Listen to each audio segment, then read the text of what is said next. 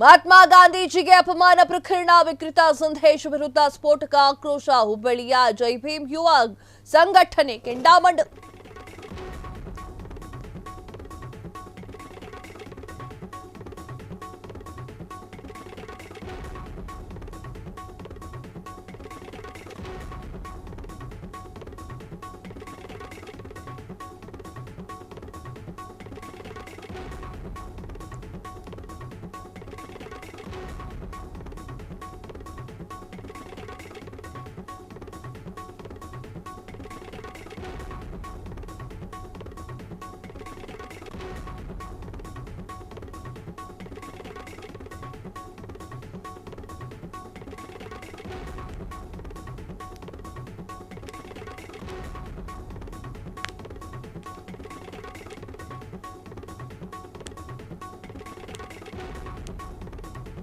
ಮಹಾತ್ಮ ಗಾಂಧೀಜಿಗೆ ಅಪಮಾನ ಪ್ರಕರಣ ವಿಕೃತ ಸಂದೇಶ್ ಆತನ ವಿರುದ್ಧ ಆಕ್ರೋಶ ವ್ಯಕ್ತವಾಗ್ತಾ ಇರುವಂತದ್ದು ಹುಬ್ಬಳ್ಳಿಯ ಜೈ ಭೀಮ್ ಯುವ ಸಂಘಟನೆ ಕೆಂಡಾಮಂಡಲ. ಮೋದಿಯಿಂದ ಹಿಡಿದು ಎಲ್ಲರಿಂದಲೂ ಕೂಡ ಗಾಂಧೀಜಿಗೆ ಗೌರವ, ಆದರೆ ಹಳೇ ಹುಬ್ಬಳ್ಳಿ ಆದಿವಾಸಿಯಿಂದ ವಿಕೃತಿ.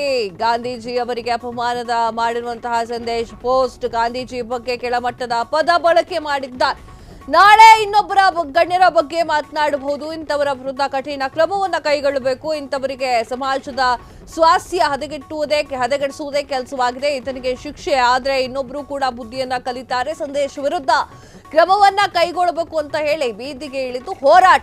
ಜೈ ಭೀಮ್ ಯುವ ಸಂಘಟನೆಯ ಮುಖಂಡರು ಎಚ್ಚರಿಕೆಯನ್ನ ನೀಡಿದ್ದಾರೆ. ವೀಕ್ಷಕರೇ, ಹುಬ್ಬಳ್ಳಿಯಲ್ಲಿ ಈ ರೀತಿಯಾಗಿರುವಂತಹ ಘಟನೆ ನಡೆದಿರುವಂತದ್ದು ಹಳೆ ಹುಬ್ಬಳ್ಳಿಯಲ್ಲಿ. ಅದರಲ್ಲಿ ಜೈ ಭೀಮ್ ಸಂಘಟನೆಯವರು ಕೂಡ ಇದಕ್ಕೆ ವಿರೋಧವನ್ನು ವ್ಯಕ್ತಪಡಿಸಿದ್ದಾರೆ. ಏನ್ ಹೇಳಿದ್ರು ಅವರು ಅಂತ ನೋಡೋಣ. ಅದಕ್ಕೂ ಮುಂಚೆ ಸಂದೇಶಕ್ಕೂ ಒಂದು ಪ್ರಶ್ನೆಯನ್ನು ಕೇಳಬೇಕು.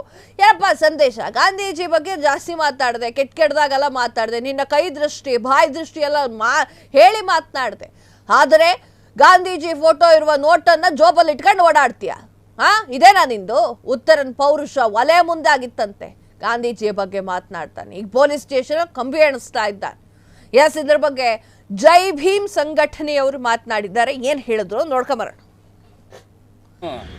ನಿನ್ನೆ ಮಹಾತ್ಮ ಗಾಂಧೀಜಿ ಜಯಂತಿ ಇತ್ತು.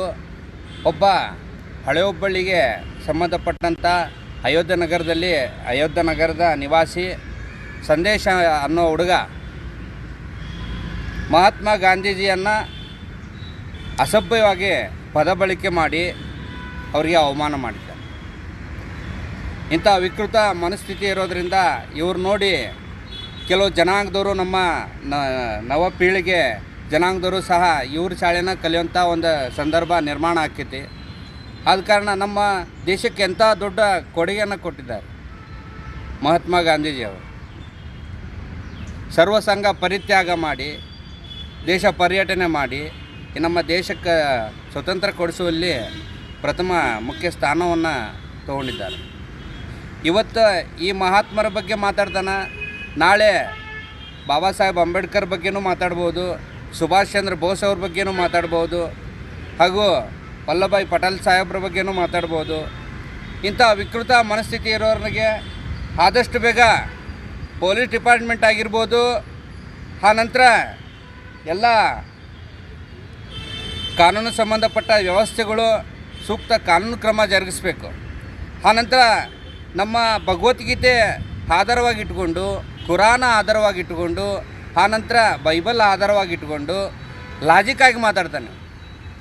ಅದರಲ್ಲಿ ತಪ್ಪಿರ್ಬೋದು, ಇದರಲ್ಲಿ ಸರಿ ಇರ್ಬೋದು, ಇವ ಮಾತಾಡಿದ್ರೊಳಗೆ ತಪ್ಪಿರ್ಬೋದು, ಅದರಲ್ಲಿ ಸರಿ ಇರ್ಬೋದು ಅಂಥೇಳಿ ಲಾಜಿಕ್ಕಾಗಿ ಮಾತಾಡಿ ನಮ್ಮ ಧರ್ಮಗ್ರಂಥಗಳ ಬಗ್ಗೆನೂ ಸಹ ಅವಹೇಳನವಾಗಿ ಮಾತಾಡಿದ್ದಾನೆ.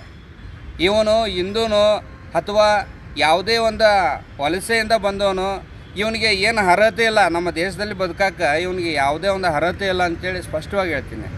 ಯಾಕಂದ್ರೆ ಇವತ್ತು ಬದುಕಿದ್ದಾನಂತಂದ್ರೆ ಅಡಿಯಿಂದ ಮುಡಿವರೆಗೂ ಒಂದು ಪ್ಯಾಂಟ್ ಇರ್ಬೋದು, ಒಂದು ಶರ್ಟ್ ಇರ್ಬೋದು, ಒಳಗಿಂದ ಬನೀನ್ ಇರ್ಬೋದು, ಯಾವುದೋ ಹಾಕೊಂಡಿದ್ರು ಗಾಂಧಿ ತಾತನ ನೋಟ್ ಕೊಟ್ಟ ಮೇಲೆ ಅವನಿಗೆ ಶರ್ಟು ಪ್ಯಾಂಟ್ ಎಲ್ಲ ಬಂದಿರ್ತಾವೆ.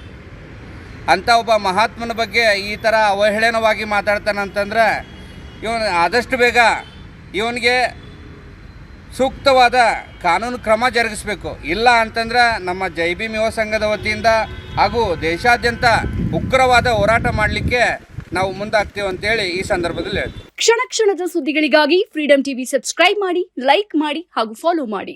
ಹೊಸ ಸುದ್ದಿಗಳ ನೋಟಿಫಿಕೇಶನ್ಗಾಗಿ ಬೆಲ್ ಐಕಾನ್ ಮೇಲೆ ಕ್ಲಿಕ್ ಮಾಡಿ.